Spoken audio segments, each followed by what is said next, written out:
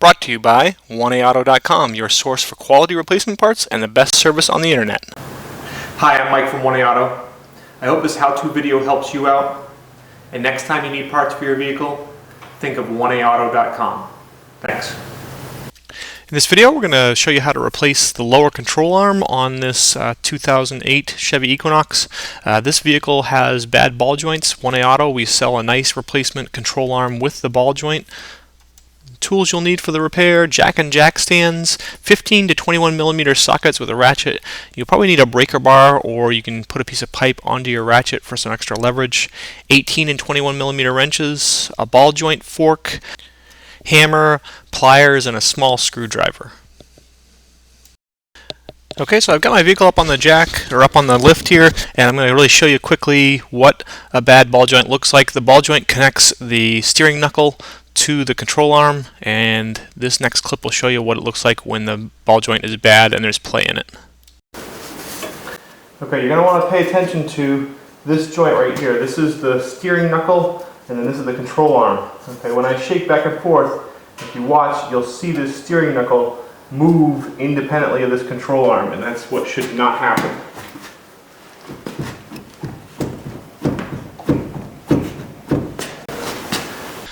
Start out by removing the front wheel. If you don't have the benefit of air tools like I have, you'll want to loosen the lug nuts while your vehicle's on the ground, then raise and securely support your vehicle and take the lug nuts off the rest of the way and remove the wheel.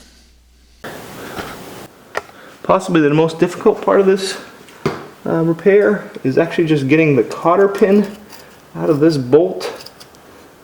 Okay, so I'm going to bend it up right there, and then I'm just going to use pliers, grab hold of it, and I am going to break the end of the cotter pin right off just by twisting back and forth. Okay, and now you can, now I'm just using the pliers and the screwdriver and prying out the other end. What you can do, usually the cotter pin is pretty rusted and in pretty tough shape. If you can't get it off, I was able to actually, on the other side, when I did the other side of this vehicle, you can just put your wrench right on that bolt and turn it, and that will shear the cotter pin off, especially if the cotter pin's a little bit rusty.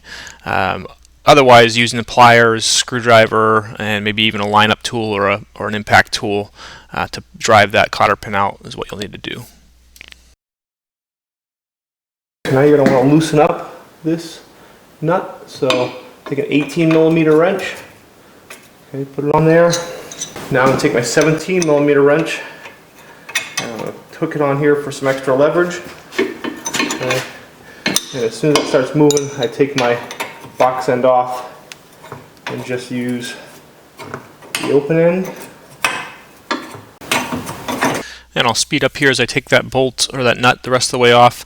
You want to basically take it off until it turns easily with your fingers. You do want to leave it on with a few threads so that when you separate the control arm from the steering knuckle, nothing violent happens. The the nut will still hold it together.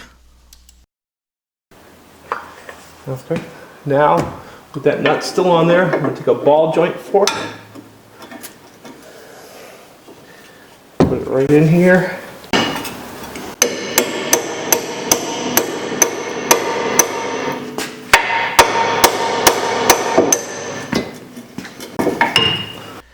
Okay, now the ball joint is loose. The control arm is separate from the steering knuckle, but we're not going to take them all the way apart yet.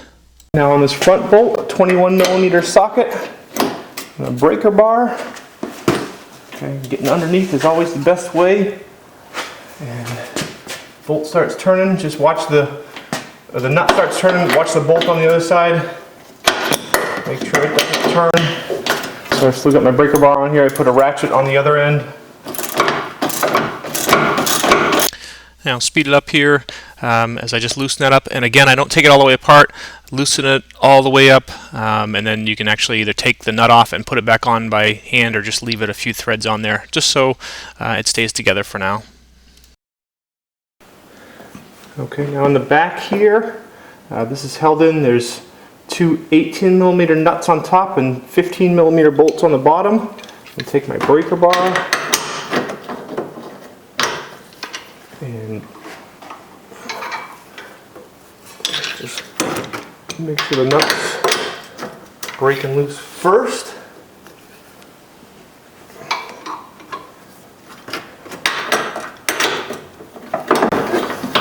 Okay, so I use a breaker bar, or you'll want to use some kind of tool with leverage. You could also use a piece of pipe on a ratchet. That works well too. Then I bring the ratchet in with the 15mm socket and just turn from the bottom. And one other note, you can see horizontally there's a kind of a little bit of a rust-colored nut there on the back of the bushing. If you like, you can loosen that up. That just helps the control arm to kind of fall down and be a little more free once you go to take everything apart. And in this case, I am removing the bolts all the way with the ball joint still together and that other bolt in the front. Your control arm is not going to go anywhere.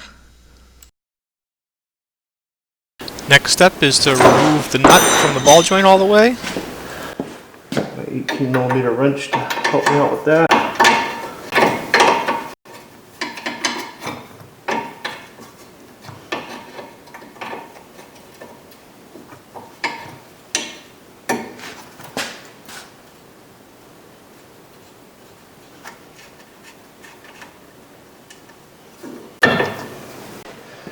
Okay, so I've got my ball joint nut off, my two bolts back here. So let's pull this nut off the rest of the way. Okay, and pull this bolt out.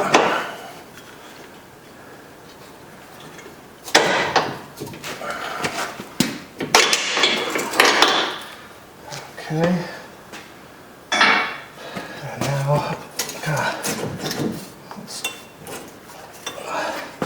Separate this from my suspension there. Pull that out there. And pull the control arm out like so. New control arm from One Auto comes with a ball joint, which fixes the immediate problem. Also comes with all new bushings here and new bushing here with the mount. You know, if your ball joint's worn out, chances are that these bushings are starting to get old too, so replacing the whole assembly makes sense. So we'll take that off, take that little shipping protector off.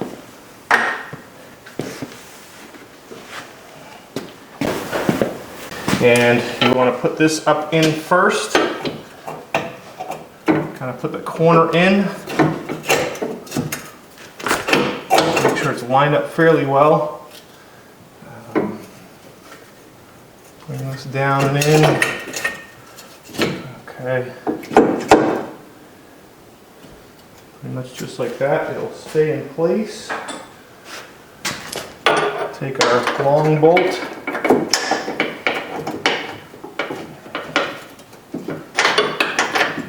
Just gotta get things lined up here.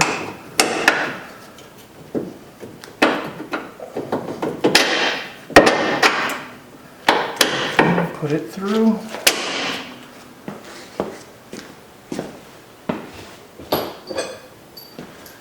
Two bolts for back here.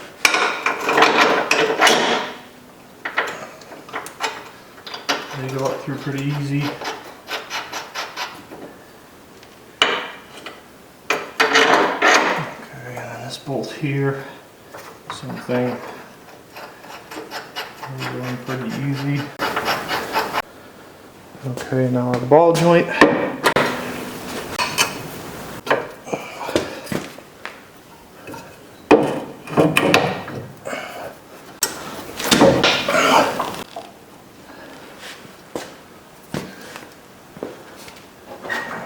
Push the ball joint up and in and start the nut on.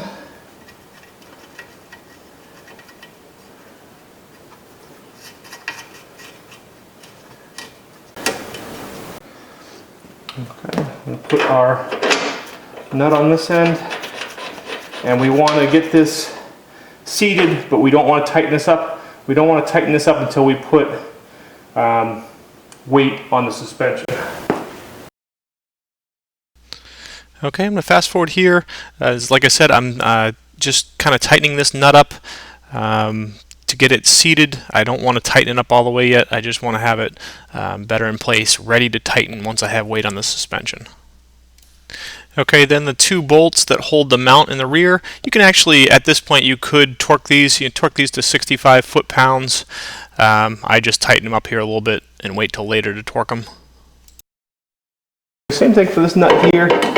We don't want to tighten it all the way up right now, but we just want to get it seated so it's close.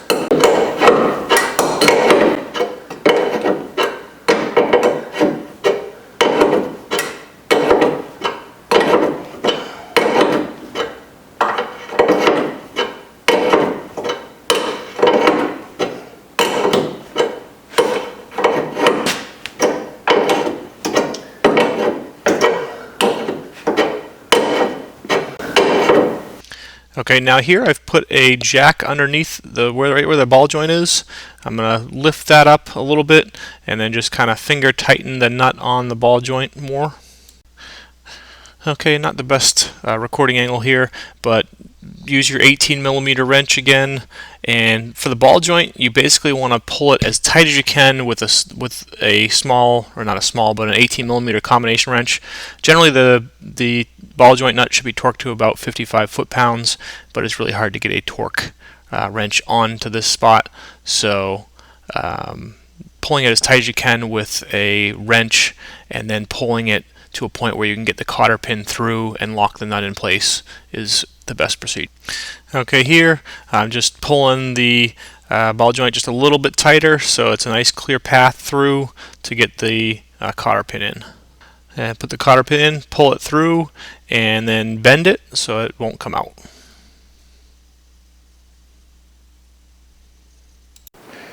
Okay, so we've got it supported with a jack. We've got the weight off the lift. You can tell because we can move that around a little bit. Okay, so we're going to tighten this bolt to 85 foot-pounds.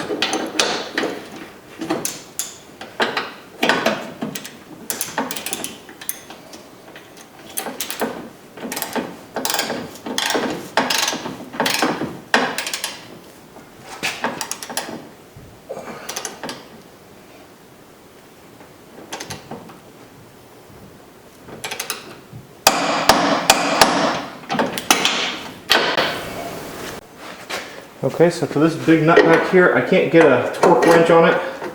So I'm going to take this big adjustable wrench and basically just pull it as tight as I can.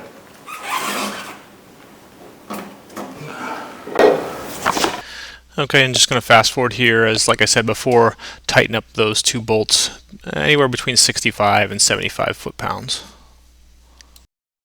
Now we can put the front wheel and tire back on, and I'll just thread the lug nuts on by hand a few turns first, make sure they're going on correctly, and then just preliminarily tighten them with my impact wrench. Torque your lug nuts to 100 foot-pounds.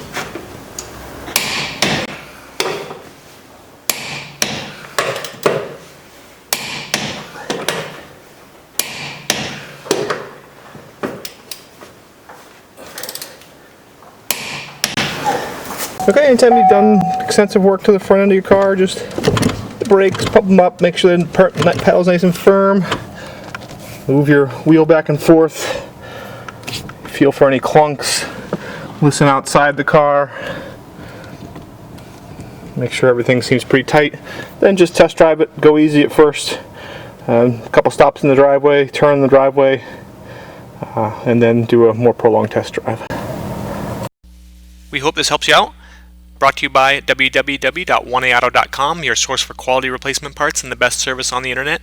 Please feel free to call us toll-free 888-844-3393. We're the company that's here for you on the internet and in person.